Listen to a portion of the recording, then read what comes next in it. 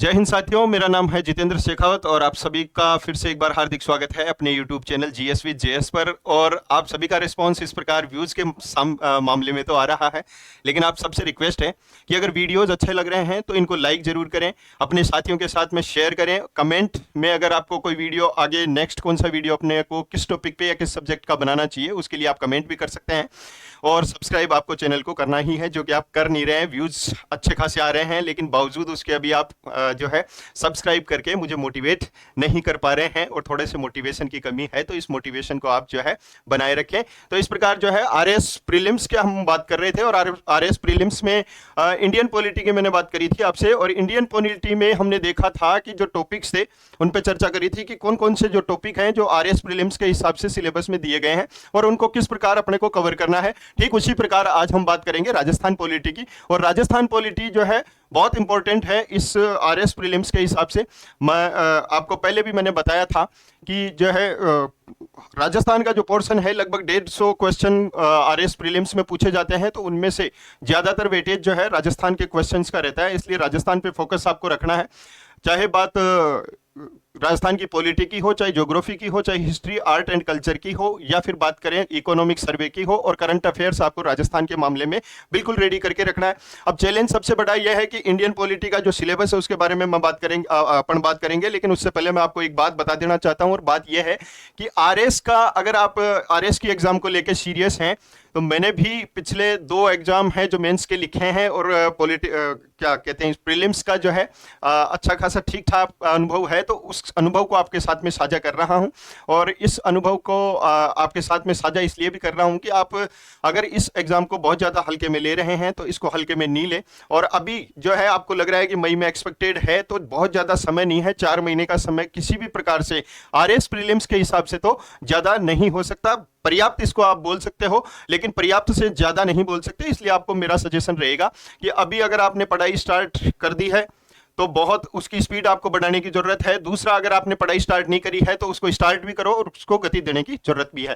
तो इसके साथ में शुरू करते हैं आज राजस्थान की पॉलिटी के सिलेबस को और इस पर चर्चा करते हैं। सबसे पहले ये देखेंगे कि कौन कौन से टॉपिक है जो राजस्थान की पॉलिटी के हिसाब से इंपॉर्टेंट है, सिलेबस में दिए गए हैं।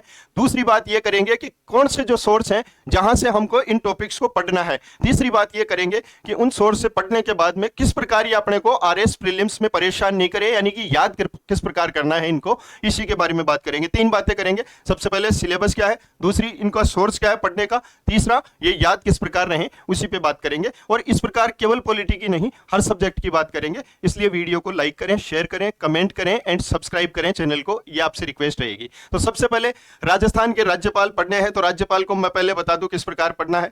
तो राज्यपाल में सबसे पहले हम देखेंगे कि राज्यपाल से संबंधित जो अनुच्छेद है उनको देखेंगे।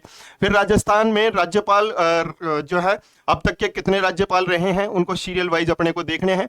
और उसके बाद में कार्यवाहक राज्यपाल, अतिरिक्त राज्यपाल, फिर राज्यपाल से संबंधित बहुत सारे फैक्ट्स हैं जो एग्जाम के दृष्टि से बहुत इंपॉर्टेंट है, उनको किस प्रकार याद करना है। ये बहुत बड़ा चैलेंज रहता है किसी भी एग्जाम के लिए, तो उस पर भी डिटेल में चर्चा करेंगे। जब राज्यपाल पढ़ेंगे तो सारी चीजें अपन देखेंगे। दूसरा टॉपिक आपका रहेगा मुख्यमंत्री का, तीसरा टॉपिक मंत्री परिषद का।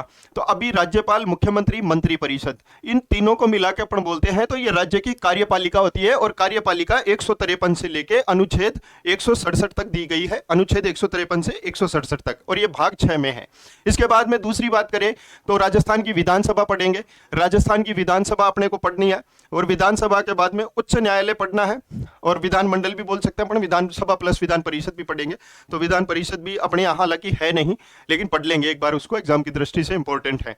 उच्च न्यायालय अपने को पढ़ना है, अधीनस्थ न्यायालय पढ़ना है और अन्य न्यायिक निकाय जो है उनको भी पढ़ना है। और महाधिवक्ता एक राजस्थान में ही क्या, सब जगह जितने भी राज्य हैं उनमें एक महाधिवक्ता करके पोस्ट होती है, तो उसको भी एग्जाम की दृष्टि से पढ़ना है। तो इस प्रकार जो राजस्थान के एग्जाम में जो पहला पोर्शन है पॉलिटिकल साइंस में जो सिलेबस है वो है, मैंने आपको बता दिया, राज्यपाल, मुख्यमंत्री, मंत्री परिषद, विधानसभा, राजस्थान उच्च न्यायालय और फिर अधीनस्थ न्यायालय और फिर अन्य न्यायिक निकाय जो है वो, और फिर लास्ट में महाधिवक्ता। अब बात करते हैं दूसरे पोर्शन की। तो दूसरे पोर्शन में अपने को क्या देखना है, मैं यहाँ बात इसलिए कर रहा हूँ कि एक बार आपको सिलेबस याद हो जाए, उसके बाद में हम इन सिलेबस का ऑपरेशन करेंगे, इनको चीर फाड़ करके देखेंगे कि क्या क्या डिटेल्स है जो एग्जाम से बाहर जो है कोई भी चीज़ इस तरीके से नहीं जाए कि हम फिर वो कवर नहीं कर पाए, या कवर कर लें तो फिर भी बाद में अपना जो है सिलेबस इस प्रकार नहीं हो कि अपन एग्जाम की दृष्टि से उसको नहीं पढ़ पाए। तो दूसरी वाली जो बात करेंगे वो ये देखेंगे अपन कि जो है प्रशासन से संबंधित है, और प्रशासन में शासन सचिवालय को देखेंगे, मुख्य सचिव देखेंगे, शासन सचिवालय, मुख्य सचिव। उसके बाद में हम देखेंगे राजस्थान में जो विभिन्न विभाग हैं उनके निदेशालयों के बारे में पढ़ेंगे, और निदेशालय जब पढ़ लेंगे तो राजस्थान को बहुत सारे संभागों में बांटा गया है, तो संभागीय आयुक्त के पास में क्या क्या अधिकार होते हैं, क्या क्या जिम्मेदारियां होती है, उसकी बात करेंगे। और संभागीय आयुक्त से जस्ट नीचे जो इकाई होती है उसको हम जिला जो है जिला इकाई के रूप में जानते हैं। तो हम यहाँ जिला कलेक्टर की जो भूमिका होती है, उसके अधिकार होते हैं, उसके जो कर्तव्य होते हैं, उन सब के बारे में अपन पढ़ेंगे। और जिला कलेक्टर जिला मजिस्ट्रेट के रूप में भी काम करता है, तो उसको जिला मजिस्ट्रेट के रूप में भी अपने को पढ़ना है। उसके बाद में जिला से नीचे जो इकाई होती है वो उपखंड होती है, तो उपखंड अधिकारी की भूमिका को भी अपने को पढ़ना है, और उपखंड अधिकारी की भूमिका के साथ साथ में उनके अधिकार और कर्तव्यों को देखेंगे। और एक इकाई होती है तहसील, इसलिए अपने को तहसीलदार के बारे में भी इस सिलेबस में दिया गया है, जो कि इसीलिए इसको राजस्थान की राजनीतिक और राजस्थान की प्रशासनिक व्यवस्था बोलते हैं। और राजस्थान की राजनीतिक और प्रशासनिक व्यवस्था अपने को पढ़नी है। तो मैंने आपको बताया राजनीतिक व्यवस्था ऊपर आ गई, प्रशासनिक व्यवस्था के रूप में यह आ गई, और तीसरी जो चीज आपको पढ़नी है तो राजस्थान के सिलेबस में आपको पढ़नी है वो आयोग बहुत इंपॉर्टेंट है। और बहुत सारे जो कार्य हैं जिनको सरकार नहीं करती है, प्रशासन के द्वारा नहीं किया जाता है, वो कार्य जो है वो विभिन्न आयोगों को दे दिए जाते हैं, और आयोग उनको स्वतंत्र रूप से करते हैं। आप देखेंगे कि राजस्थान में विधानसभा के जो चुनाव हो तो वो केंद्रीय निर्वाचन आयोग के द्वारा करवाए जाते हैं, लेकिन राज्य का अपना एक चुनाव आयोग होता है। उस आयोग की जिम्मेदारी होती है कि राज्य में जो स्थानीय निकाय के चुनाव है, यानी कि पंचायतों के और नगरीय निकायों के चुनाव है, वो राज्य निर्वाचन आयोग के द्वारा करवाए जाते हैं। ये इसलिए क्योंकि इस पे एक प्रश्न नहीं खड़ा हो कि सरकार ने खुद ने चुनाव करवा लिए, अपनी पार्टियों को जितवा लिया। तो स्वतंत्र निकाय होते हैं, चाहे वो अधिकारियों के नियुक्ति की या चयन की बात हो, या नेताओं की नियुक्ति या चयन की बात हो, स्वतंत्र आयोग के द्वारा करवाई जाती है। इसलिए आयोग राज्य निर्वाचन आयोग, राज्य लोक सेवा आयोग, राज्य सूचना आयोग, लोकायुक्त, और फिर अपन पढ़ेंगे राज्य महिला आयोग और राजस्व मंडल। तो यहाँ अपन देख रहे हैं कि इस बार जो है राज्य मानवाधिकार आयोग यहाँ पे अपने को दिखाई नहीं दे रहा है, लेकिन कोई बात नहीं, एक बार थोड़ा सरसरी तौर पे उसको देख लें, क्या पता सिलेबस से बाहर जाके पूछ ले, तो उसको भी अपन देख लेंगे, बहुत इंपॉर्टेंट आयोग है।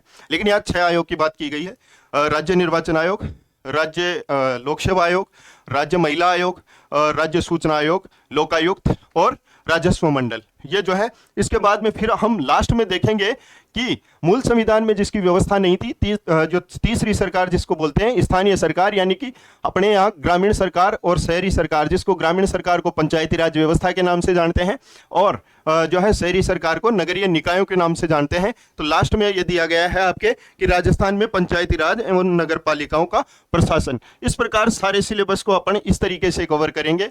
सबसे बड़ी बात यह है कि सिलेबस आप कवर कर सकते हैं, उसमें कोई बड़ी बात नहीं है, लेकिन इसके सोर्स की बात करें तो सोर्सेज कहाँ से है, तो मैं आपको सजेस्ट करना चाहूँगा, अगर अभी आपके पास में समय है, देखो सबसे बड़ी बात है राजस्थान पॉलिटी अकेला सिलेबस में नहीं है, सिलेबस बहुत बड़ा है, इसलिए चैलेंज है कि इसको अच्छे नोट्स के साथ में, अच्छी बुक्स के साथ में कवर किया जाए, अच्छे तरीके से कवर किया जाए, लेकिन समय जो सीमा है उसका भी ध्यान अपने को रखना है।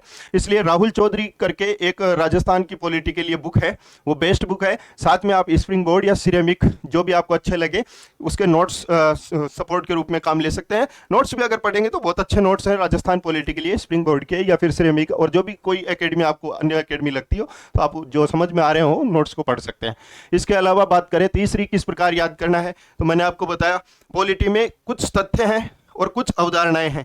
अवधारणाओं को एक बार पढ़ेंगे तो आपके माइंड में धीरे धीरे वो विकसित होने लगेंगी, बार बार रिवाइज करेंगे, लेकिन तथ्यों को आपको जैसे राज्यपाल पूरे याद रखने हो, फिर मुख्यमंत्री, फिर विधानसभा अध्यक्ष, विधानसभा उपाध्यक्ष, प्रोटेम स्पीकर, इसके अलावा फिर अभी तक के जो न्यायाधीश, मुख्य न्यायाधीश कम से कम याद रखने हैं पॉलिटिकल साइंस के हिसाब से, फिर विभिन्न आयोगों के अध्यक्ष और अब तक के अध्यक्ष। इस तरीके से ये फैक्ट्स हैं और ये इनके बारे में तथ्य भी पूछ लिए जाते हैं कि कौन सा आरएस या फिर कौन सा मुख्यमंत्री कब क्या रहा हुआ है। तो इन चीज़ों को आप एक दिन में कवर नहीं कर सकते। जब अपन इनको शुरू करेंगे तो अपन देखेंगे कि किस तरीके से राज्यपालों को कवर किया जा सकता है, ये अपने को 1 घंटा सुबह सुबह या शाम शाम इस प्रकार देना है कि अपन 30-35 दिन में इन सबको एक साथ में जो है 1-1 घंटा देके और इस तरीके से क्लियर कर सके। तो आज हमने देखा राजस्थान पॉलिटिकल साइंस का सिलेबस। दूसरी चीज मैंने आपको बताई कि कहीं से भी आप पढ़ सकते हैं, जहां से आपको जो चीज ठीक लगे। आपका मेन मोटो ये होना चाहिए कि मुझे आरएस प्रीलिम्स निकालना है, किसी के बहकावे में नहीं आए कि ये अच्छी है ये बुरी है। कोई किताब बुरी नहीं है। फिर भी मैंने आपको बताई कि राहुल चौधरी करके एक अच्छी बुक है, उसको आप सहारा ले सकते हैं। स्प्रिंग बोर्ड या फिर सिरमिक एकेडमी के नोट्स को भी आप पढ़ सकते हैं। उसके अलावा आपको जो चीज़ अच्छी लग रही है वो भी आप पढ़ सकते हैं, ऐसी कोई दिक्कत नहीं है। तीसरी अपन ने बात करी कि किस तरीके से चीज़ों को याद रखना है, तो इसको लेके एक वीडियो नेक्स्ट वीडियो में बात करेंगे। आज के लिए इतना ही, बहुत बहुत धन्यवाद। अगर वीडियो पसंद आया हो तो इसको लाइक करें, अपने साथियों के साथ में शेयर करें। नेक्स्ट टॉपिक कौन सा होना चाहिए उसको लेके आप कमेंट करें, और चैनल आपको सब्सक्राइब करना है और सब्सक्राइब करवाना भी है। बहुत बहुत धन्यवाद। Thank you.